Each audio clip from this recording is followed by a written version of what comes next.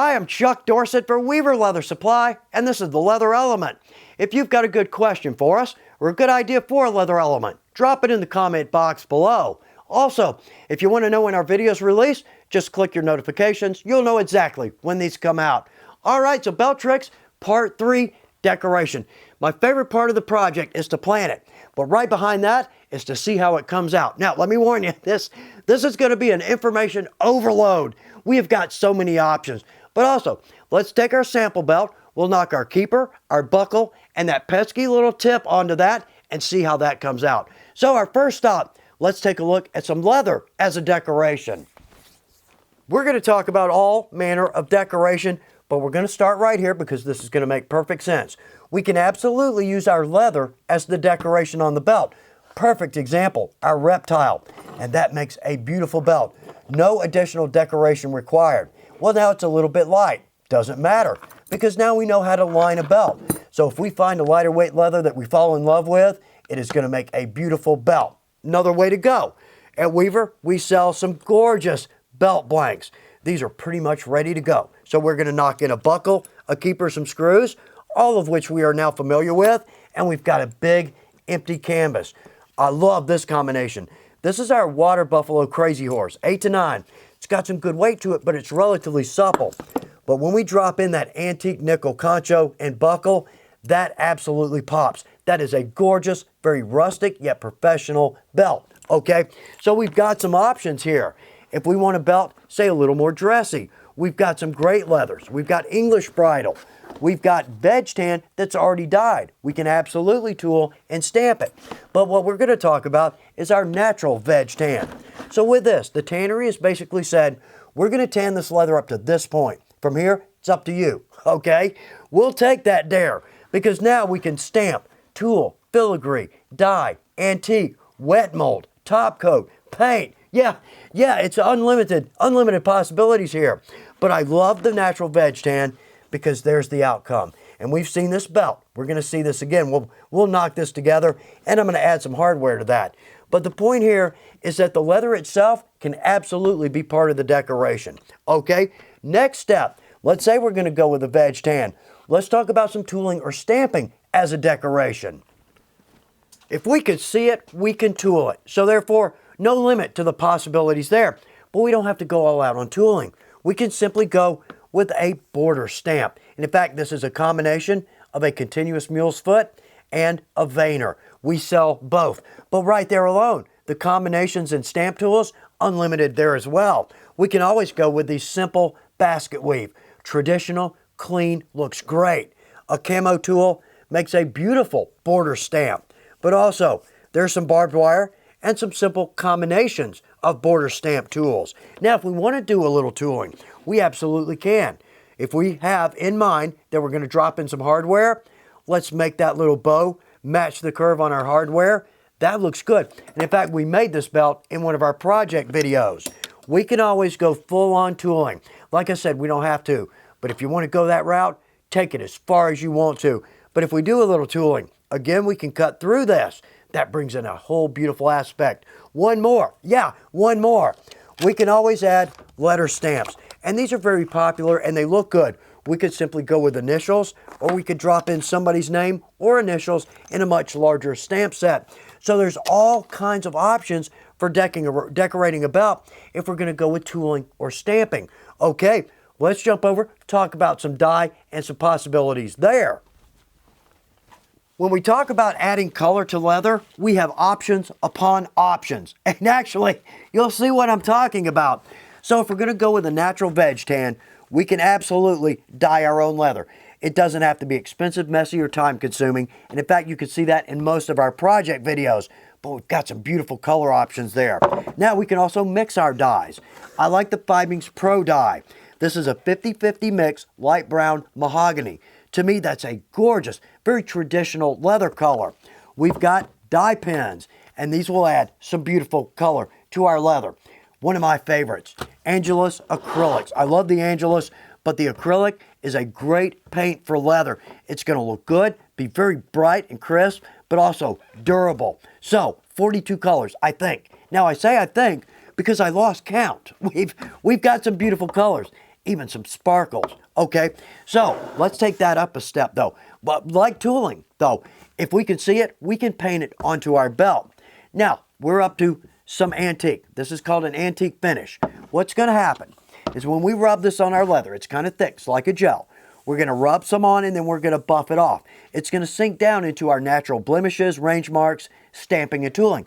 So it's actually going to make our stamping and tooling pop out. Here's what's cool. We've got 5 colors here. A black, mahogany, and 3 browns. Let's step that up because now we have a neutral. Well, that sounds kind of odd. What's the point behind a neutral antique? Here's the point. We can now add our Angelus paints in with our antique and we can get some beautiful, beautiful colors. That's the rose gold. I love that. It's got a metallic look. Blues, red, green, yellow, even purple. So any of our colors in our Angelus will become an antique. Now, to cover that, we're going to talk about a top coat. Not much, but just a small point. So with our top coat, we can go high gloss, we can go low gloss, we can go medium gloss. There's about 18 or 20 ways we can go with our top coat. I like the leather balm. It's a lower gloss, but it enriches the dye color. So one more. Yeah, we're still rolling, but one more. A simple edge coat is always beautiful. A very nice touch. Okay, so again, like I said, options on top of options on top of options. So let's step over to our punch table. We're going to look at some thread colors, some thread sizes, and some chisel sizes. A utility step in the process can be an absolutely beautiful detail. So when we add some colors into our stitch line, that makes the entire design pop. Say we've got a painted design down the middle of our belt. Let's drop in a matching stitch. That will be beautiful. Now we've got a great video on all the sizes and specifics here. So just the high points. Right here in our Ritza Tiger thread, we've got 4 sizes.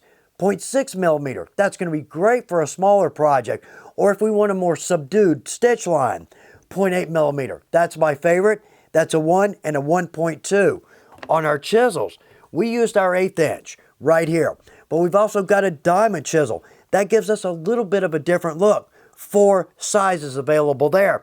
Right there, that's about 9 stitches per inch. Again, great for a smaller project. So when we add some color in, there's no end to the possibilities. In fact, on this belt, and we're going to knock this together shortly. We've seen enough of this. But I thought about adding a black as my liner and then a black stitch line. That would look good. But also, and we don't often think about this, we can always use our thread to sew some type of a design in the middle of the belt, actually using that as the main decoration. All right, so options again. Let's step to the other end of the table and look at some hardware. One of my favorite parts of a project is picking my leather or my dye color and my hardware color or finish. Now let me mention this because it's sticking out like a sore thumb. It's only 8 feet from my punch table over here, but evidently that's more than enough room for me to do some damage. Anyway, please excuse the Band-Aid and masking tape, but we're moving forward. So, conchos. I love conchos because all we have to do is punch a hole and screw these on. That's it. But they can really dress up a belt. And we've got all kinds of shapes and sizes and designs. But also, think of a pre-existing project. We want to bump it up a little bit. We can always add a concho. Same with our spots. And I use these on most of my projects because they're inexpensive, they look great, and they're easy to add. Watch just about any one of our project videos and you'll see how easy these are to put in. We don't need equipment. But at Weaver, we've got multiple sizes and finishes. Even right here, turquoise. That's going to add a little spot of color. But we can do a border design or we can actually create the center design from the spots. Unlimited ways to go with this. Now we can always use grommets or eyelets to decorate a belt. One of my favorites, and it's a little bit tedious, is edge lacing. But if you can do it, it is absolutely beautiful. And we've got some gorgeous colors in our deer lace. But also a simple design down the middle of our belt with the basket weave. That's always beautiful. And again, we can really add some color. One last, and I promise, we can always do a mystery braid belt. And these are always popular. It's a good looking belt too. Okay, so we got a feel for our hardware. I'm going to take this belt. Let's jump to the other end of the table, knock in our buckle, then we'll knock in our tip, and we are done. One point before we set our buckle. If I'm going to dye my face leather, whether I'm going to tool that or not, I want to go ahead and punch my oblong and my size holes, just so I don't run the risk of us having undyed leather visible there. Right here, I just punched the rivet holes. Doesn't matter on those. They'll be covered. So let's go ahead and repunch our holes and our oblong.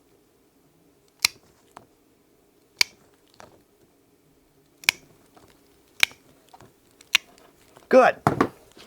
Now, the rule of thumb, 1.5 inch strap, 1.5 inch oblong.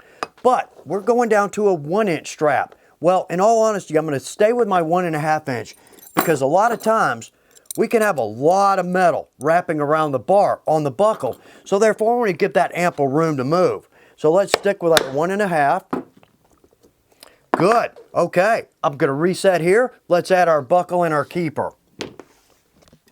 I had talked about adding 2 lines of spots, but in all honesty, I think we're going to stay right where we are because that's beautiful.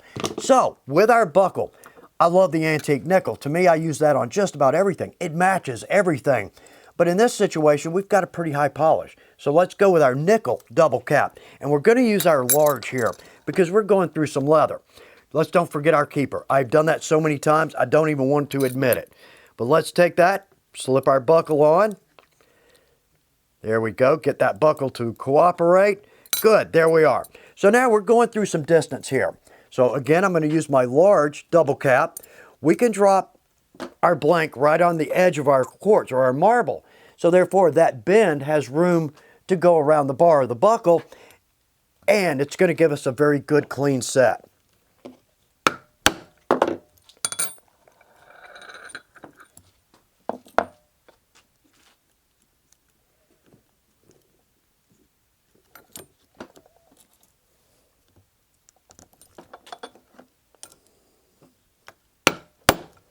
Okay, well that end looks good. Very nice.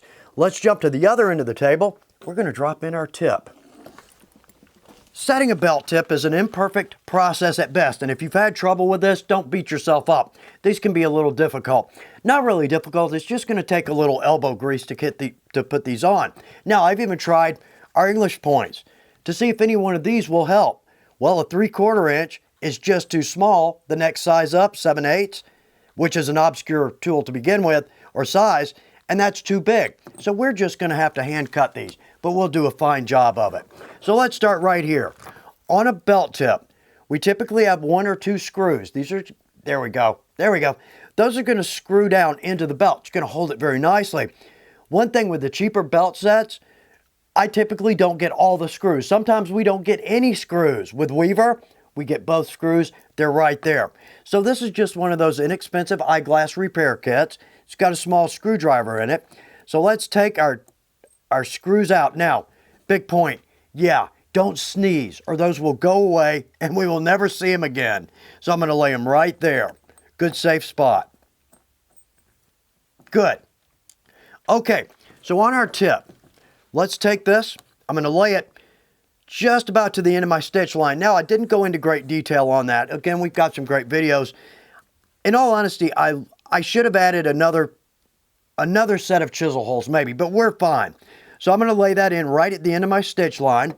Let's take our awl, and in my groove line, I'm going to make a mark on each side. Yeah, there we go. So there I don't know if camera will pick that up. What I want to do is I want to make 2 angled cuts here. Because if we think about it, just like our taper, if that's too sharp, it's going to catch as it moves through our belt loops. Down here, if this is too sharp, it's going to catch when it goes through our keeper. So let's go from the middle of our groove line. I'm going to make 2 angled cuts, 1 on each side.